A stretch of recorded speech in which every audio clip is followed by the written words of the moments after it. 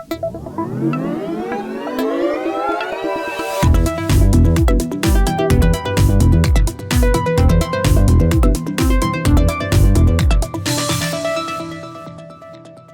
се следи логиката на извештаите на Европската унија од моментот кога Република Северна Македонија го потпиша договорот за стабилизација и асоциација во 2001 година, станува јасно дека тие стануваат се подетални и попрецизни во детектирањето и укажувањето на состојбите во државата. Се разбира дека демократската транзиција не е линеарен процес и трпи нагорни и надолни трендови. Но демократското назадување на државата во одредени периоди раѓа страв и кај експертската, но и кај голем дел од општата јавност, дека одредени теми кои ги сметаме за апсолвирани може да доживеат повторен бекслайдинг, како што тоа популарно се нарекува, и да ја внесат Република Северна Македонија во нов циклус на демократски регрес, либерален дефицит и назадување. Две од темите кои предизвикуваат загриженост се борбата против корупцијата и јавната администрација, кои напати тешко може да се одвојат една од друга, па затоа денеска решивме да ги третираме заедно. Најголем дел од корупцијата се случува токму во државните органи на централно и локално ниво, а јавната администрација од релативно голем дел на популацијата се перцепира како легло на корупција и непотизам, почнувајќи од незиното пополнување со човечки ресурси, па се до големите скандали кои ги потресуваат незините највисоки нивоа. Се чини дека кај нас ова е најбавно менувачката сфера, но и сфера која веројатно има поминато најмногу измени и трансформации законски и политички. Од Охридскиот рамковен договор до најновиот извештај на Европската комисија за напредокот на Република Северна Македонија кон ЕУ, сепак секогаш се провлекува еден ист мотив – потребата за трансформација. Како тоа да не е направено доволно прати преку законски измени, но и неформални практики кои на моменти личат дека се и поважни од формалните критериуми, особено при вработувањата. За темата корупција, особено борбата против неа, зборувам со Миша Поповиќ, раководител на Центарот за добро управување на Институтот за демократија Societas Civilis од Скопје. Во која мера конфликтот во Украина ја стави во втор план антикорупцијската агенда и дали незиното пролонгирање би можело да ја влоши состојбата на Западниот Балкан во поглед на корупцијата и незиното детектирање и борбата против неа воопшто?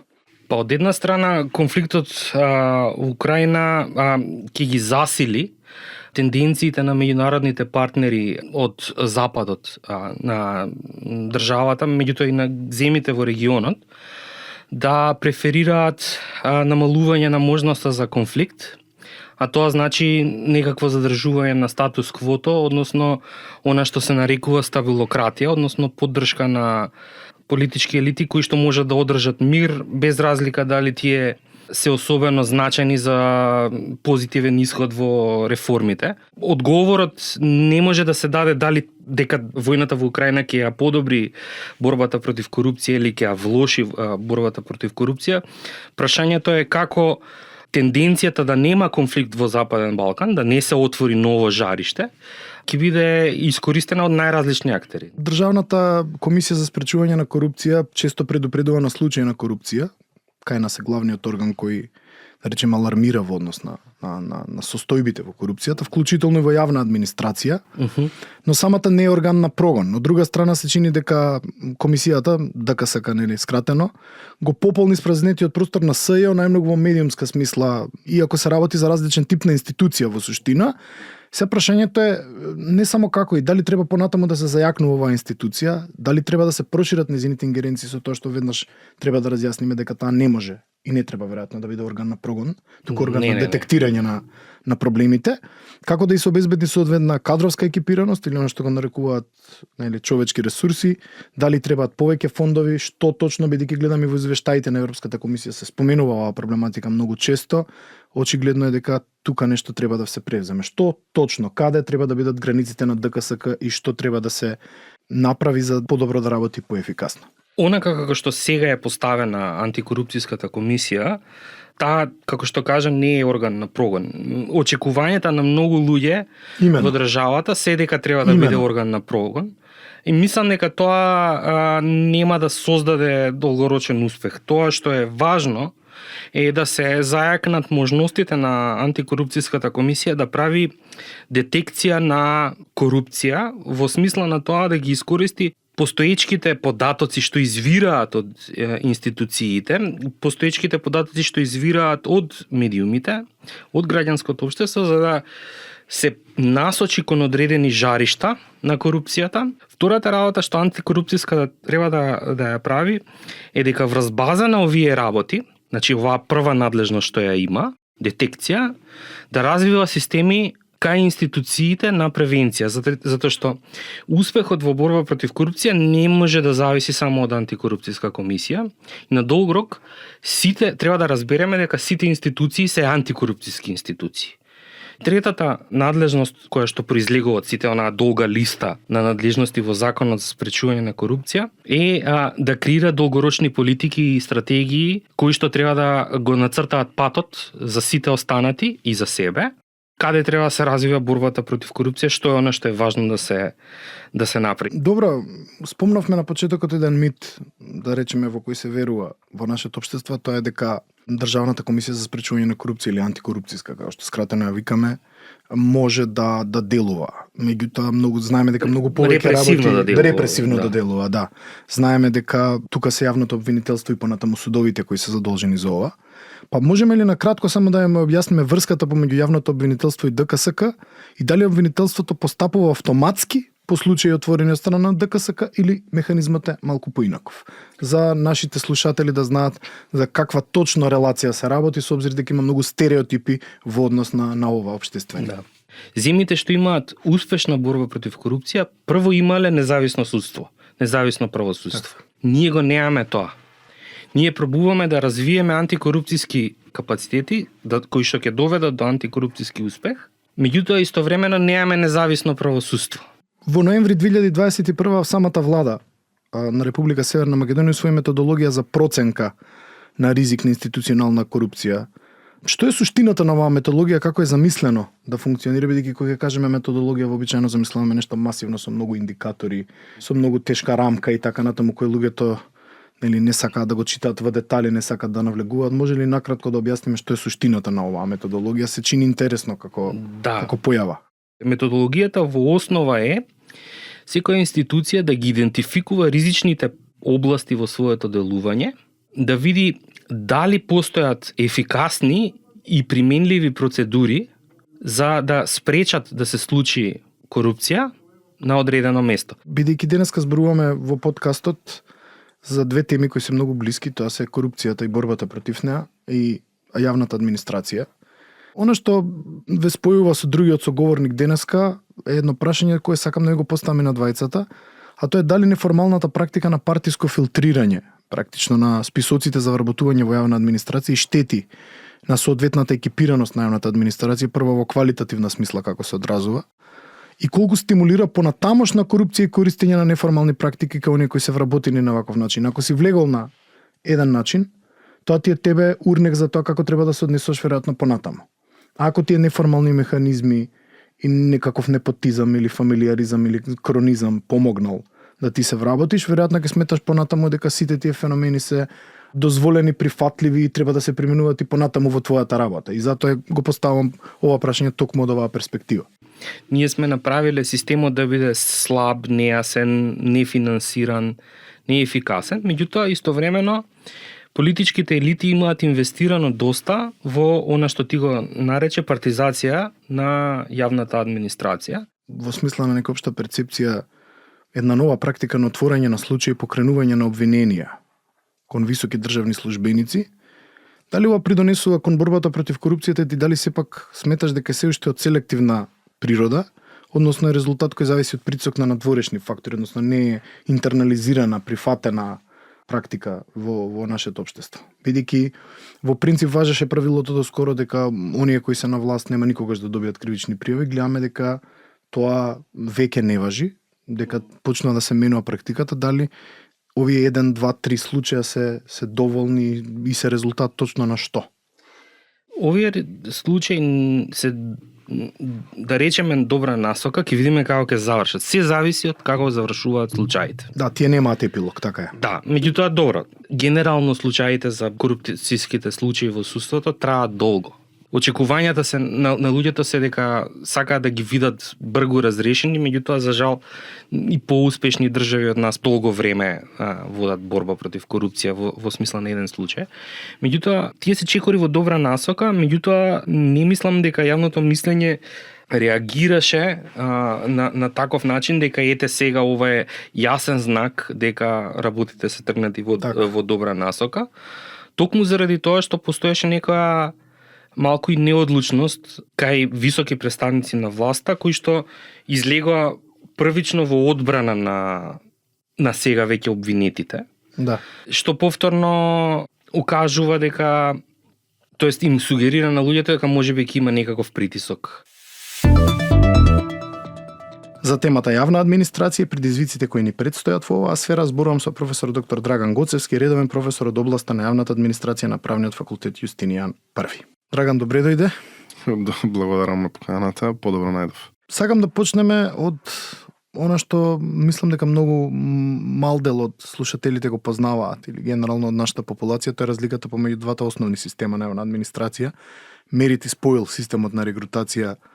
Дали се ова единствените модели? Што подразбираат? Постојат ли алтернативни модели кои се предностите и недостатоците на едниот, на кој на другиот систем, со обзир дека мислам дека во делот на јавна администрација Европската унија и домашните аналитичари, домашната јавност најмногу ги слуша овие два термина, а не се разбираат веројатно до крај.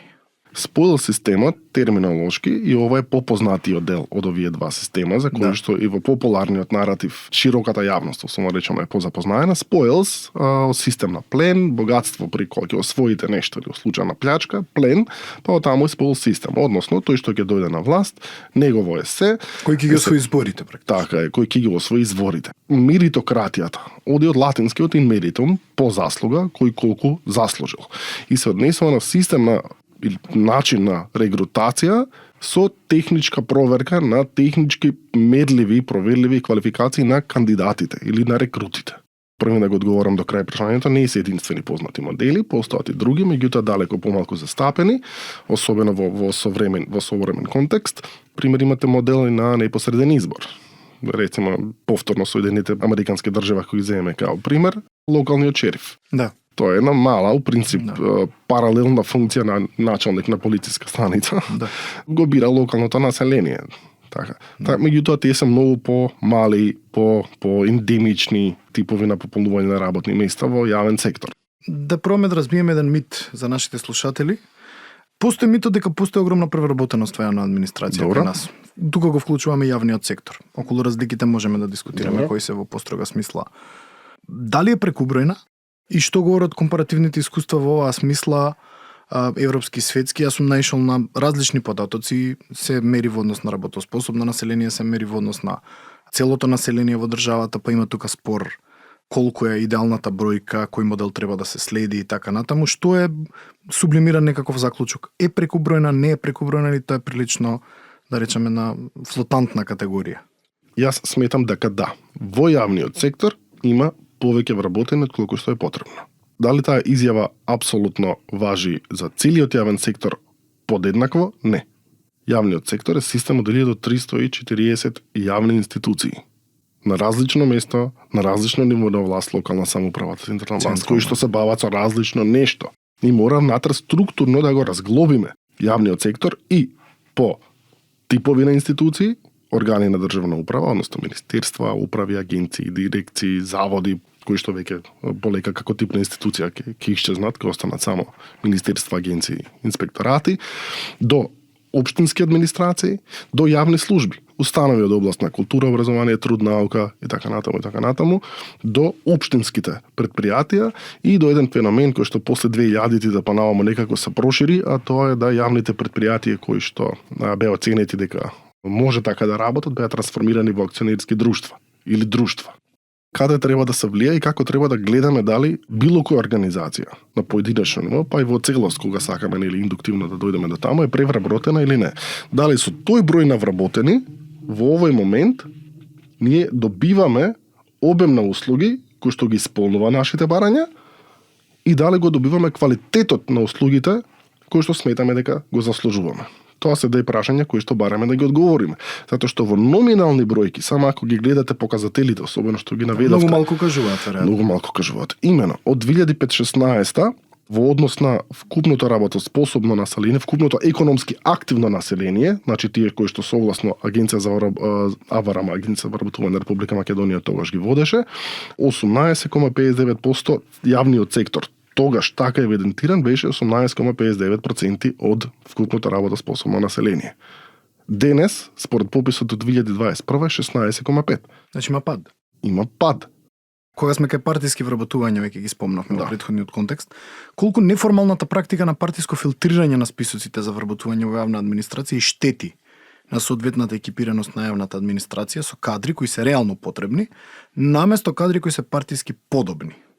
Па ќе го врземе тоа со последното прашање околу консеквенците на Охридскиот рамковен договор, меѓутоа тоа во следна фаза. Колку е оваа неформална практика која знаеме, за која граѓаните сведочат дека постои, штетна, како придонесува да се намали квалитетот на јавната администрација, бидејќи тоа е претпоставката дека штети, дека го намалува квалитетот. Првен треба да дефинираме што ни значи штета и треба да дефинираме што значи вработување по пат на протекција, односно патронажа. Без разлика кој мора да имаме еден асиметричен систем на социјални односи, некој што бара пристап до нешто, у случај барам вработување, и некој што тоа го нуди, алоцира јавен ресурс или присуство на брокер, политичка партија, од штаб некој, така, и некој патрон, значи некој што ја дава ретката услуга и само може да алоцира со низ, некој што ја бара. Тоа мора да постои.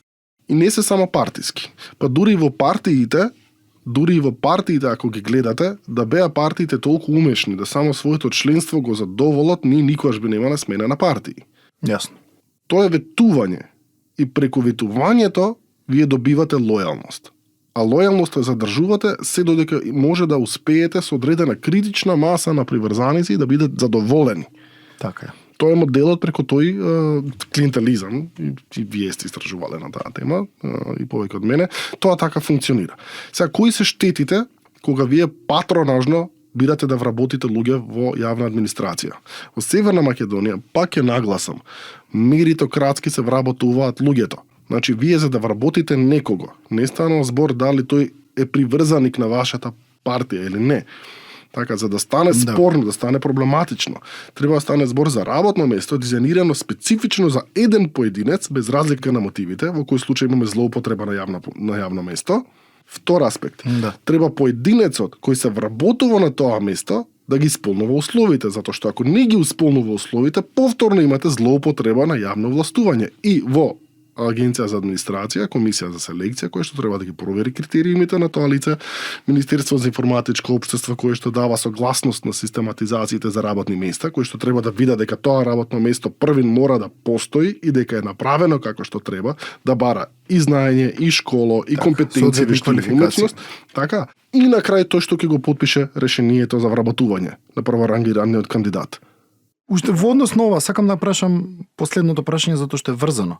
Постои една заблуда која создава по мене многу етнички тензии кај нас се уште и толку многу години по Охридскиот рамковен договор, дека отварањето на јавната администрација кон другите етникуми го влоши перформансот на јавната администрација, барем тоа е перцепција кај еден дел на јавноста.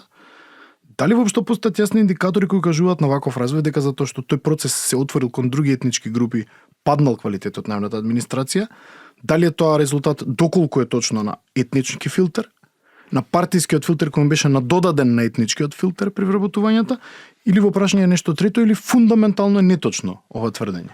Учеството на албанците е нешто за што мора повнимателно да се разговара, затоа што албанци учествувале и во градењето на Социјалистичка република Македонија и биле присутни, дипломати биле албанци. Имало. Колку биле они застапени бројчано е друго прашање и зошто нивната бројка била е тоа исто друго прашање. И дека во најсиромашниот квинтил економски по стандард, најголемиот дел од петкиот квинтил долго време меѓу другото беа и албан и население од албанска етничка заедница, и тоа е нешто што укажува дека да, во таа држава, тоа население подеднакво ги немала, ако го земеме на куп, ги немала можеби истите можности за пристап, развој, како и другите заедници. Тоа мора да се разговара. И затоа сметам дека барем од денешна призма нема никој да најде спор. Дека требаше да има и во реда да има афирмативни мерки. Кога велиме афирмативни мерки, значи се отвара работно место, ако си од недоволно застапената заедница, ти имаш предност. Да, во ред. Меѓутоа, каде се направени пропусти? И се направени пропусти, ги нарекуваме пропусти, ствари не се пропусти, свесно направена, намерно е направена. Никој немаше проблем и никој ќе немаше проблем да афирмативните мерки се форсираат, дека се наметнат афирмативните мерки. Меѓутоа, критериумите при вработување да бидат запазени. За дел од невнозинските заедници беа развиени паралелни листи. Ако се јавувате, и тоа е практика, не е право, тоа е практика. Така. Толку Не стана произлегува од никаква нормативна рамка. толку стана етаблирано што тоа никој не го спори, па дури и балансирот како таков почна тоа да го прифаќа. Односно, ако се вработувате како македонец, вие одите на една листа, ако одите на друга немнозинска заедница, за вас има друга листа, независно од критериумите, треба да сте најдобар на таа листа. Така. Тоа иритира, тоа фрустира, тоа демотивира. Усогласеноста на она што Европската унија го бара од македонската држава, но и општество како критериуми кои треба да се исполнат, не само што прогресивно станува подетално и покомплицирано, туку со најновата методологија прифатена на иницијатива на Франција станува и реверзибилен процес, каде постои потенцијално назадување, а одредени поглавја може да се отворат и преговараат повторно, ако се забележи видливо влошување. Ова значи вложување напори за реформа на голем број општествени сфери, но и долгорочна кондиција за спроведување на одржливи решенија, нешто во кое македонската држава и општество не се покажале најуспешни во минатото. Не е случајно што корупцијата и јавната администрација се ставени во првиот дел на извештаите кои Европската комисија ги изготвува за прогресот на земјите кандидати. Не е случајно ниту тоа што овој прв дел се нарекува фундаменти. Овие две теми се токму фундаментални за прогресот на една држава, а јавната администрација и нивната важност ја признаваат сите домашни и странски фактори. За предизвиците во овие две сфери разговаравме со Миша Поповиќ и професор Драган Гоцевски. До следниот подкаст на некои други теми ве поздравува вашиот аудиохост Ненад Марковиќ.